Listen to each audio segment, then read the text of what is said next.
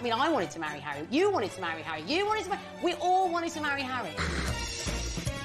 We've already seen the incredible twists and turns of Meghan's life that led her to Prince Harry.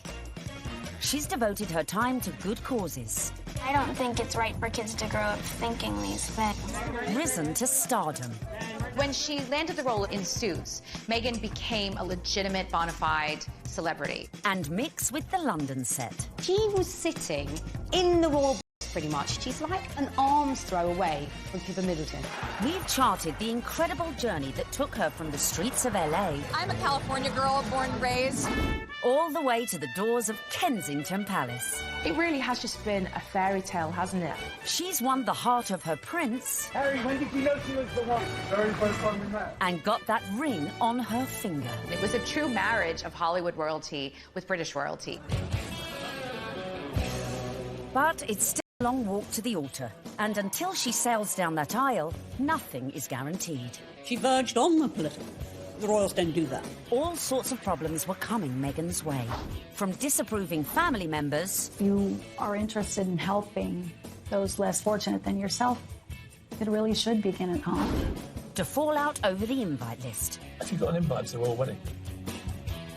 Have I? Yeah. Not that I know. So how did Meghan take on her critics and ensure the path of love ran smoothly? She does what any of us would do. Hashtag ignore, ignore, ignore. If you fancy bagging a prince, tonight, our step-by-step guide continues as we open the next chapter in the story of Meghan and her prince.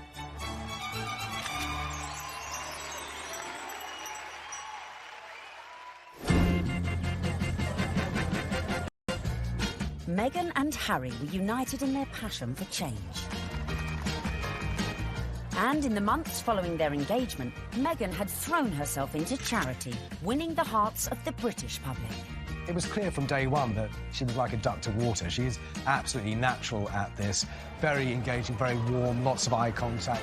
Harry was showing off his new fiancée far and wide, and she charmed everyone from all walks of life, including those who walked on four legs. She even wore a matching coat for the occasion. You can see the American effect of Meghan Markle in every single photo call and every single walkabout. When Meghan goes on walkies with Harry, she's hugging people. In Nottingham, the couple visited charities that were close to Harry's mother's heart. You could see the pride in Prince Harry. I mean, it was a joy to watch. While back in London, a visit... Everyone is listening, and I'm in the same room as the royal couple right now. They actually shook my hand. I didn't expect that. I thought, you know, it would just be a distance. They were pretty cool. It was a real nice, good, feel-good factor. They should come more often. They really should.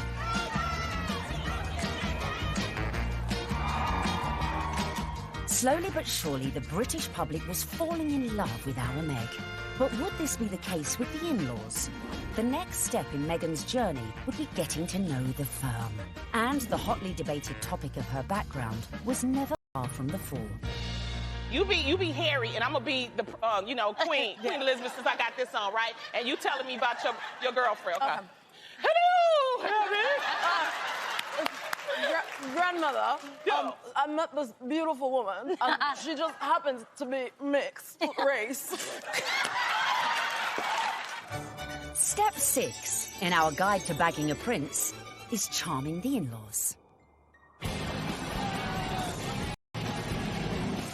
One of the things I found really amazing when I was charting this story was just how warmly welcomed Meghan had been into the royal fold right from the early stages. The early meetings with William and Kate and Charles and Camilla, they were very welcoming. And actually the speed at which Meghan was introduced to the Queen was very surprising. When I looked back at Harry's relationship with Chelsea, it was several years before Chelsea was introduced. Queen Cressida, who dated Harry for 2 years, was never introduced to the Queen, but within a matter of mere months of dating her, Harry had Meghan meet the Queen. She's an incredible woman. And the corgis took to you straight away. That's true. In fact, Queenie was so impressed that mere weeks after the couple's engagement, she took the unprecedented move of inviting Meghan to spend Christmas in Norfolk at Sandringham, giving Meg the opportunity for a serious charm offensive. It was a tremendous with convention that the Queen invited Meghan, who was, after all, just a fiancée, to Sandringham, because normally it's just the wives and the husbands of members of the royal family who are allowed there. I was told that the Queen's feeling was this. She's preparing to give everything up for her grandson. Her career, her identity, her nationality, her home in Toronto, everything to be with Harry. And the Queen's feeling was the very least we can do is to make her welcome at Christmas. It does show that the Queen is walking in step with the change of the guard at Buckingham Palace. This would have been a far different Christmas to the one Meghan spent in LA the previous year, with the historic 20,000-acre estate playing host to all sorts of... Had to get a head around quite a few royal family traditions. They open their presents on Christmas Eve. The presents that they exchange aren't what you'd really expect for members of the royal family. They tend to share really jokey presents with one another. In America, you know, things will come beautifully wrapped and be quite extravagant. And this is the other end of the sphere. You're admired if you find somebody's given you an unusual spoon to stir cakes in or an unusual thing to keep your corgis in. Meghan would have to embrace all these funny little customs, and clearly she did. After spending the night in her unfamiliar surroundings, the bride-in-training faced her public in that most royal of festive traditions. The post-service walkabout at St Mary Magdalene Church. Well, the Sandringham church photo is the timeline through history. You have a snapshot every year of those people closest to the throne. Now, often you're looking at a picture of a child who was barely able to walk perhaps a year ago, and suddenly they come out of the church. That image will change. In a few years' time, we'll have those couples and their children will be going to church. In a few more years' time, and you may not have the older generation.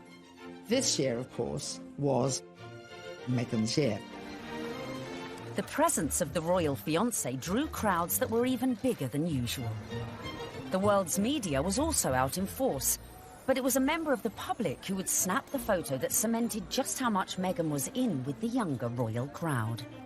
Unfortunately for all the photographers on the ground, they just didn't quite seem to get a clear shot, and in the end it came down to a member of the public, a lady called Karen Anvil. It was like a Mexican wave of cheers, so you knew they were coming. The photographers at the other end, and they just happened to look over. And I took one photo, that's the thing. I took one photo, and it was, yeah, the right one. When we saw that shot, it was an absolute no-brainer that it was going to be our cover shot, because it was the only one that had captured that moment, the four of them together.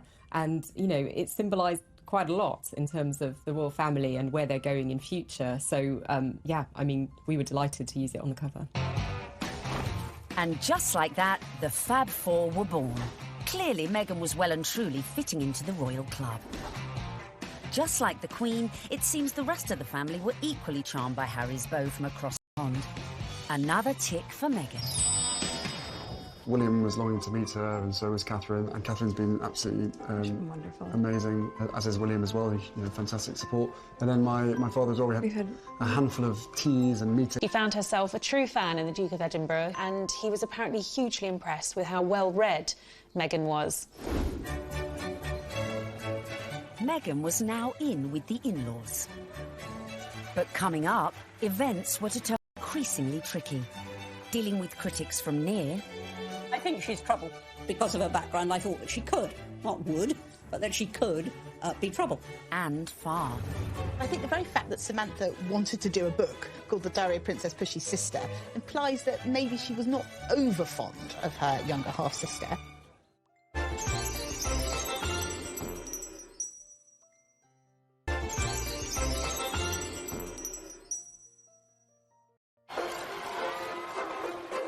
Meghan was proving popular with the in-laws, the friends, and was now conquering the British public. But what to do when you find out not everyone likes you? I don't know about this Meghan Markle. Yeah, she's too confident and self-assured. You see what I mean? This water feature's shit, isn't it? Yeah. Oh my God, I thought I was doing so well.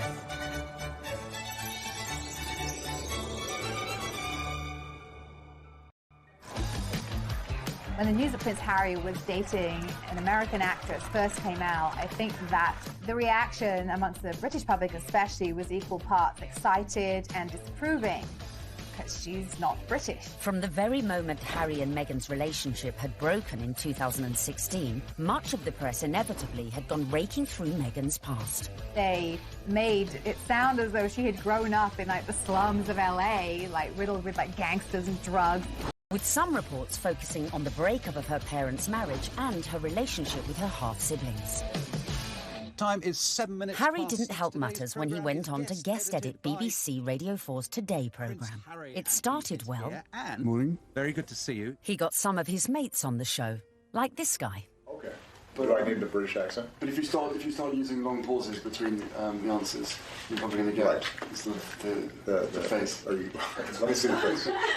Oh, okay. But during the course of the programme, Harry answered one question about Meghan. It was your future wife's first Christmas with the in-laws. How was it? She really enjoyed it. The family loved having her there, and it's the family that I suppose she's never had. It's the family that I suppose she's never had. But Harry's comments did not go down well with one member of his future wife's family. Meghan's half-sister Samantha was very cross with what Harry said on the Today programme about the family not being close or a normal family. Samantha tweeted that that was really not the case, and she defended their family as a normal family, a close family, a loving family, and didn't understand what Harry was talking about. A book called Diary of Princess Pushy's Sister. I think the very fact that Samantha wanted to do a book called The Diary of Princess Pushy's Sister implies that maybe she was not over fond of her younger half-sister and maybe is a little conflicted about Meghan's success. There's no bigger media vulture with this wedding than you, is there, Miss Markle?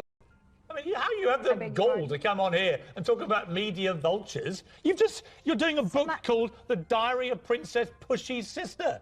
You've been trashing her for 2 years, you little vulture. I've made it clear in several interviews that you can't judge a book by its cover, and similarly, you can't judge a book by its title. Samantha also criticised Meghan's charity work. If you are interested in helping those less fortunate than yourself, it really should begin at home. Could all this bad publicity derail the wedding? And just how should Meghan respond to this particularly barbed attack? The temptation must have been huge for Meghan to have responded to the critics, who were, of course, her family members.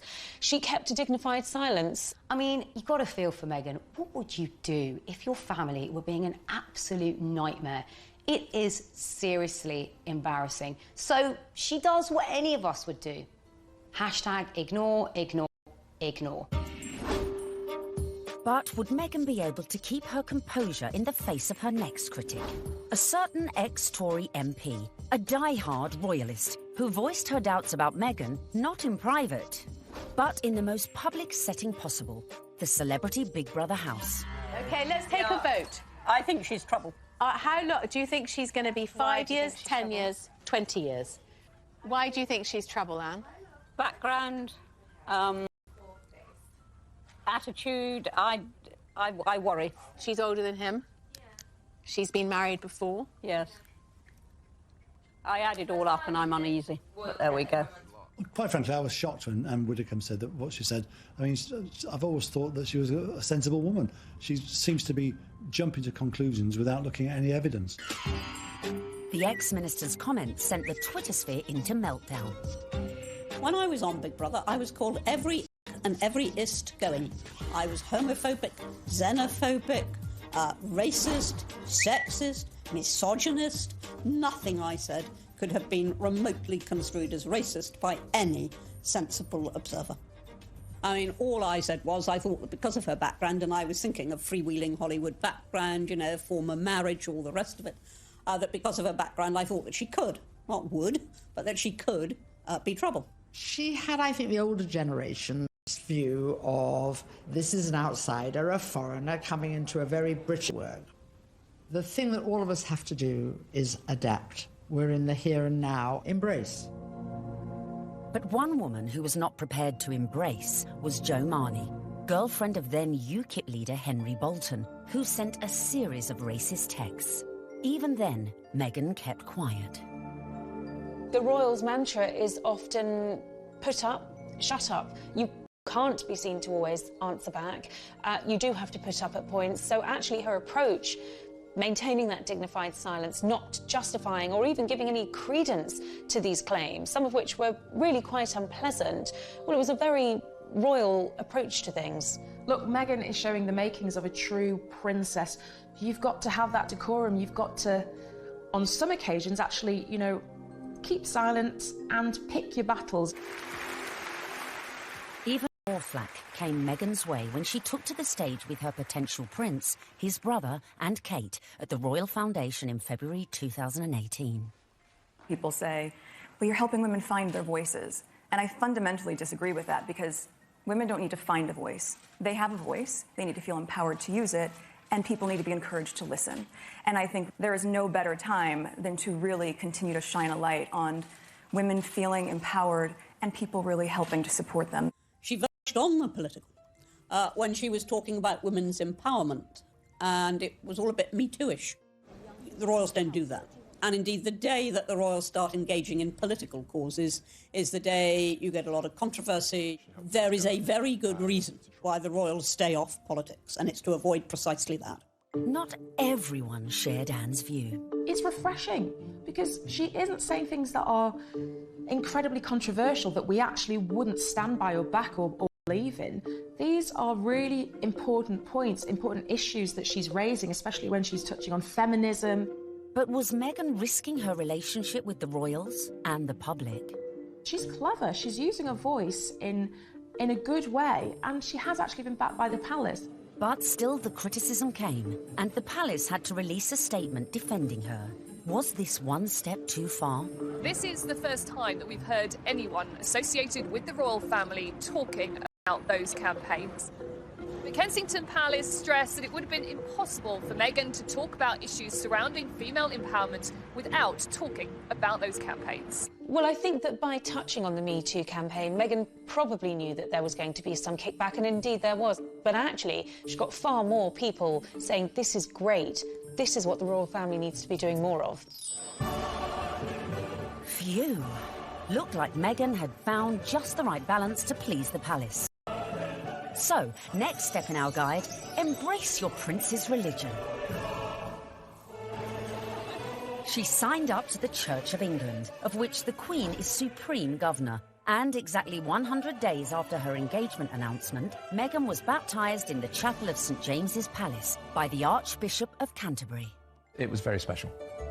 It was beautiful, sincere, and very moving. It was a great privilege. Although she had attended a Catholic school in LA, Meg had a Protestant background. Her father was a member of the Episcopal Church of the United States. It would not have been an enormous step, to get baptised, but it was a big step in a way. But I think out of deference to the Queen and to her very strong faith, it sort of tidied things up, and it augurs well for the future, because she will have to attend many, services in Church of England cathedrals. Coming up, Meghan's headed ever nearer to that chapel of love. But the journey would become increasingly problematic. With a guest list to organise... Have you got an invite to the royal wedding? Have I? Yeah. Not that I know. And dramas coming thick and fast from her very own family. All of a sudden, his health isn't good, and he can't come to the wedding. Dun, dun, dun!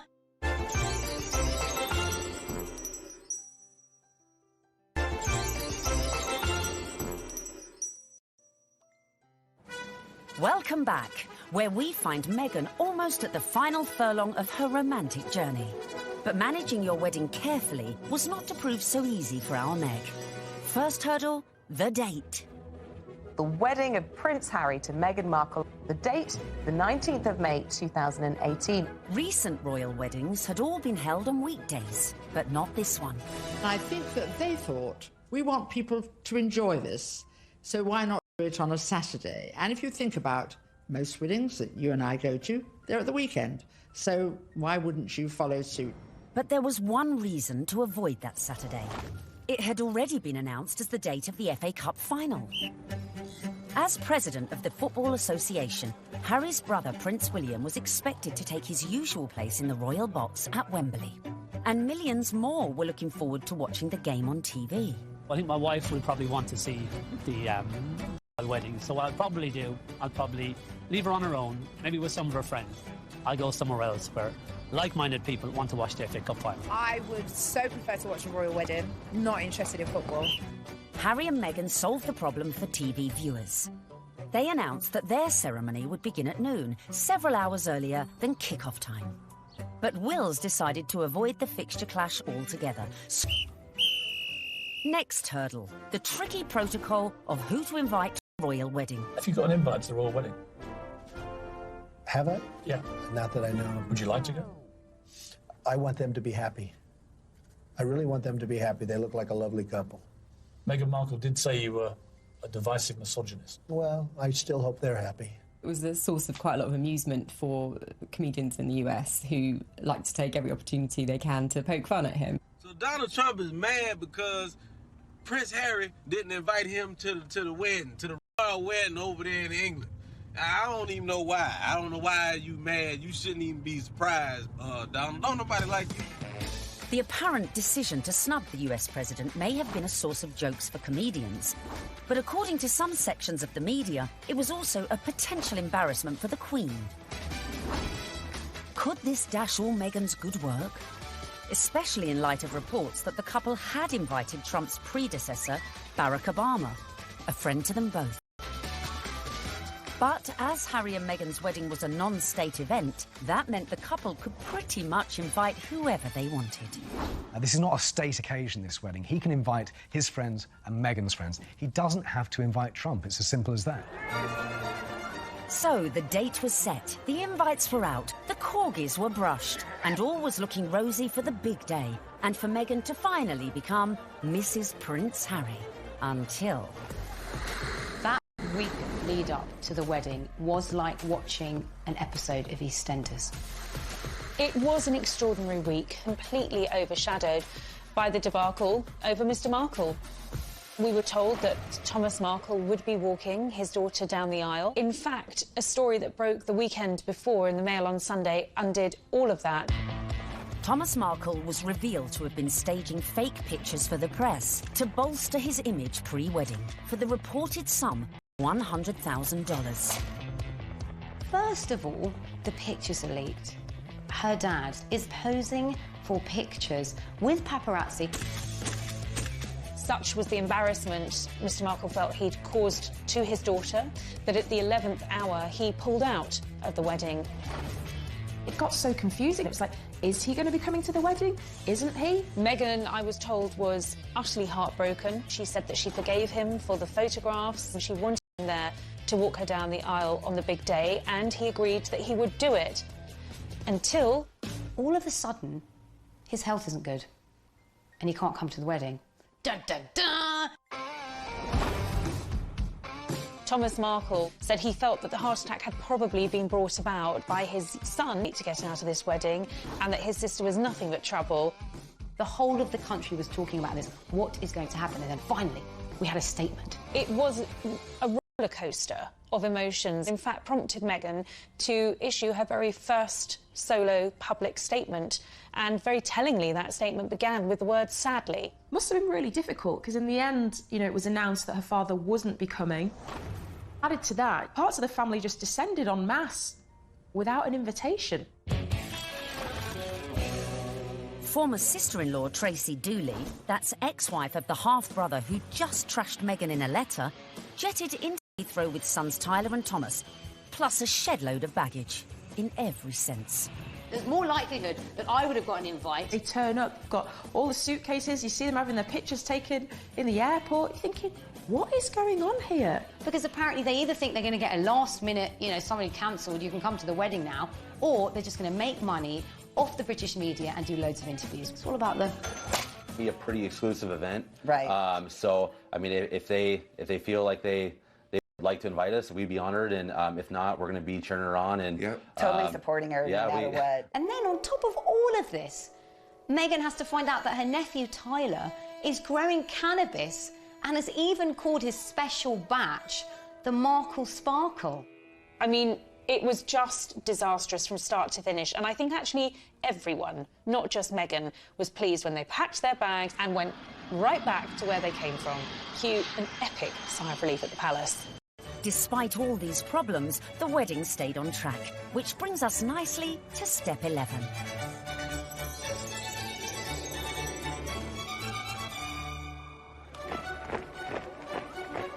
Finally, on the 19th of May 2018, less than 2 years after Harry and Meghan's very first date in Soho House, the day we'd all been waiting for. The world tuned in for the fairy tale wedding of the century. Let's face it, if you're marrying a prince, you may as well pull out all the stops. Meghan and Harry really did have the ultimate fairy tale wedding. You know, they didn't choose St. Paul's Cathedral, where, of course, we saw Charles and Diana wed. They didn't choose Westminster Abbey, like William and Kate. They chose Windsor, which is a lot smaller and feels a lot more private. I was there at the wedding on the day, and Windsor felt like literally a fairy tale come to life. Everything was magical. And the 600 guests drifted in. It was a veritable who's who of the world's A-listers, from music, film, and sport. I think this was the very first really modern royal wedding that we've ever seen, and it was Idris Elba, George Clooney and Amal, and a cast of suits. You had Hollywood stars mingling with British aristocracy. It was extraordinary to see.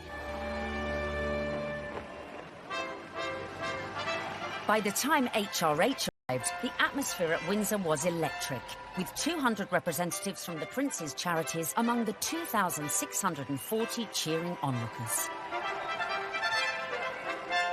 Meghan's bridesmaids and page boys included Princess Charlotte and Prince George, plus the children of some of her closest friends.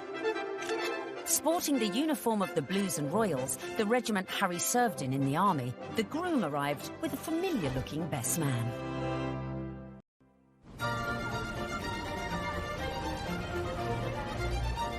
Right on cue, Meghan arrived with Mum Doria in the Queen's Rolls-Royce Phantom 4.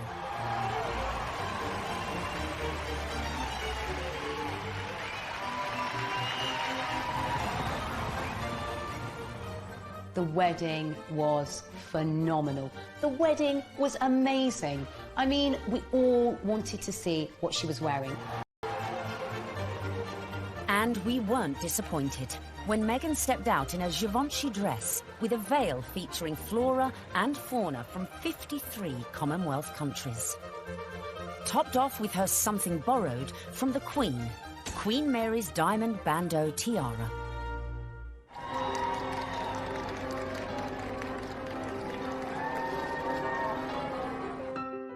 But with an absent father, who would walk Meghan down the aisle? Prince Charles rises to the occasion. Prince Charles walks her down the aisle. It's amazing. Hashtag the power of love. Hashtag love survives. When you saw it on the day, it felt like the right thing to do. It was a wonderful way of Charles saying, welcome to the family, and actually of Meghan showing the world just how close she already is to her father-in-law. Had successfully won over her in-laws, and here it was on display for all the world to see.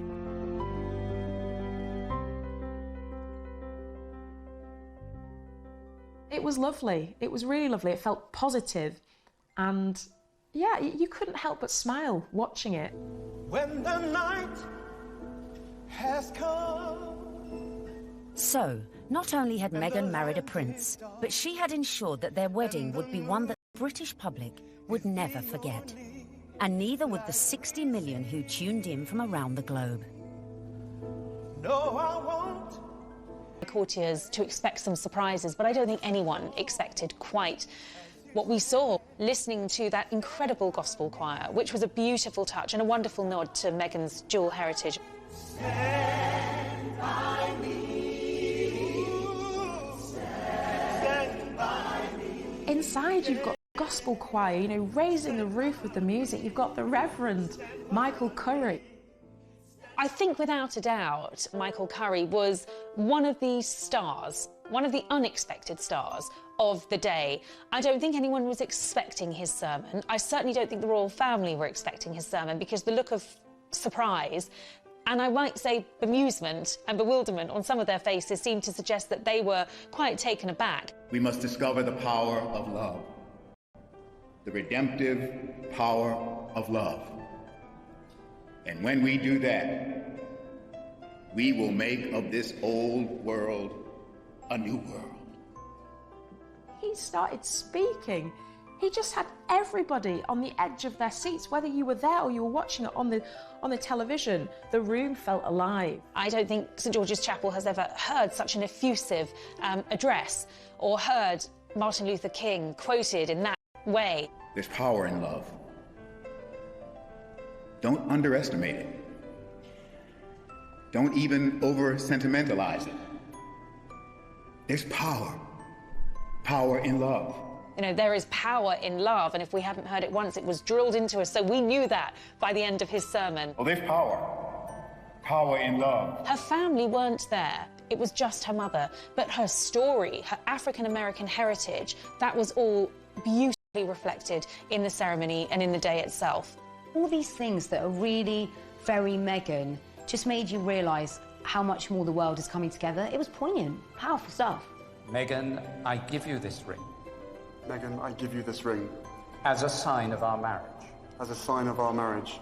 By the joining of hands and by the giving and receiving of rings. I therefore proclaim that they are husband and wife. She'd done it. She'd got the ring and she'd married her prince. Watching that wedding, you know, even if you're not a royalist and you're not a romantic, you really couldn't help but be taken in by it because it was two people that actually seemed like they were really in love, which on any level is just so nice to see.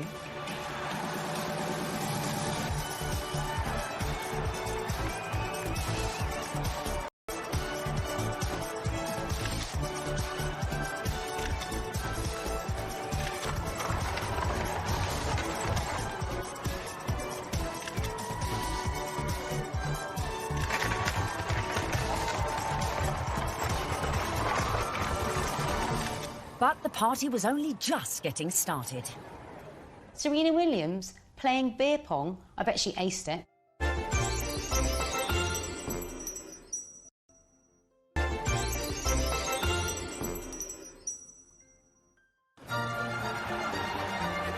Meghan had gone from actress to duchess. And our penultimate tip, really for those who've gone and bagged their prince, is celebrate with the best ever party.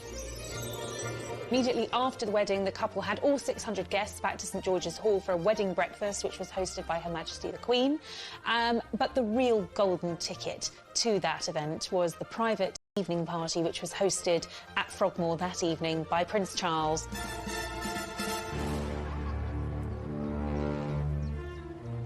We saw, of course, Meghan's dress for the after party, which was by Stella McCartney. She looked glamorous. Harry looked like James Bond walking out of the palace to get into their vintage Jaguar. This was a very modern, sexy, gorgeous couple. We saw the couple speed away in that beautiful blue E-type Jaguar. Meghan resplendent, it has to be said. Harry looking more James Bond than Prince Harry.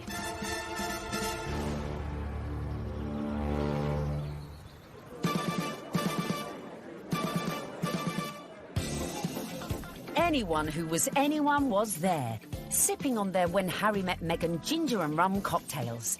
George and Amal, Serena Williams, James Corden and Idris Elba, who turned DJ for the night and span a few tunes. I was put forward to DJ. I really wanted to DJ. I would have done the best wedding set in the world.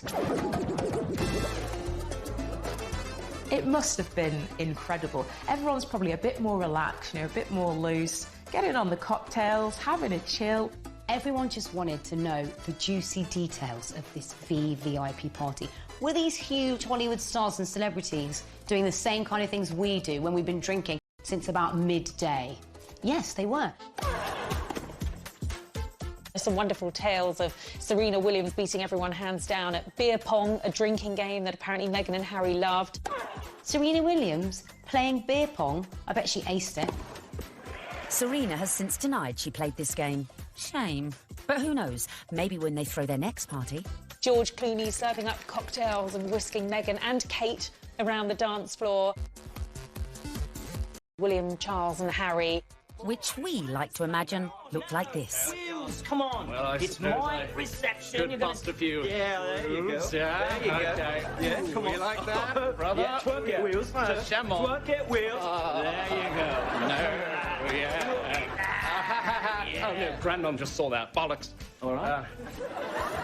Having an absolute laugh. I mean, was the Queen there? What was she doing? Was she watching it? Was she getting involved? It just sounds like, you know, the doors have been closed, the curtains have been closed, and it's like, right, let's go for it. Let's have a laugh. Let's enjoy this.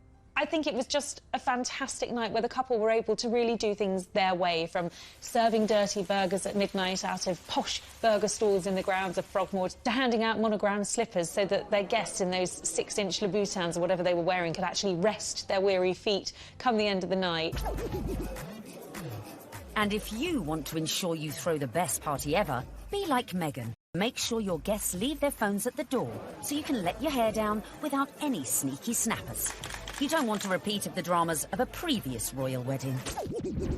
10 years earlier, the same venue had hosted the wedding reception of Harry's cousin, Peter Phillips, and his wife, Autumn Kelly, who provoked a scandal when, unbeknownst to most of the guests, they sold photos of the private bash to Hello magazine for $500,000. Generally, what happens in the private dues stays in the private dues. There are no cameras there, or none of our cameras are there. So what happened with Peter and Autumn's wedding is controversial and unusual. The junior royals host a wedding ceremony, which is where there's supposed to be the private situation, the most private the royals are ever in, inside their own home, for goodness sake. And they thought this was just photographers at a wedding and happily posed and grinned away. And then were quite amazed in a couple of weeks afterwards to see 59 pages of a Hello supplement dedicated entirely to things that they thought were private family shots. I think it went down like a lead balloon with many members of the royal family. Luckily, Harry and Meghan's wedding reception went off without a hitch, but with a bang. One of my favorite details about the whole thing is that Harry and Meghan snuck away at the after party. They went off to be together. And I think that speaks a lot about this couple. They are, above everything else, madly, genuinely in love with each other. Which leads us beautifully into the final step of our Bag of Prince guide. Live happily ever after.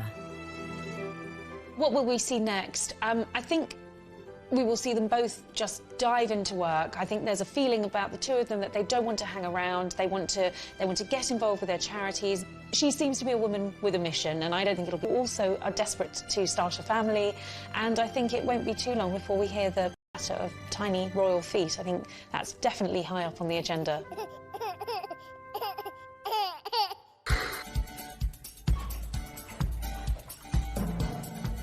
So there you have it. From being born into showbiz, to getting famous, to moving countries. Making moves in royal circles, charming the in-laws, and staying silent in the face of criticism. Meghan Markle might not have set out to bag a prince, but follow her lead, and maybe you could do it too. It was the ultimate American dream, because hers was a bit of a rags to riches story, and her journey from the leafy suburbs of LA to Toronto to Kensington Palace to St George's Chapel has been a monumental, epic and frankly incredible story. It's so good to meet you. She's a modern woman. This is how we all live, you know, from mixed-race families, you know, interracial marriages, coming from different countries. That is what society is about now. The fact that she's unusual for the royal family, I think the fact that she comes from a different country, a different background, it's just a plus. She is very much a breath of fresh air. She's incredibly focused. She's incredibly driven. Women don't need to find a voice. They have a voice. They need to feel empowered to use it, and people need to be encouraged to listen. She's got the biggest platform, she's got huge ideas, and she is changing the game in a very cool way. And she makes Prince Harry happy, and so he now has that partner that he said he always wanted to share the load with. And in Meghan Markle, he found it. If this were a movie script, you would say that Meghan completes him.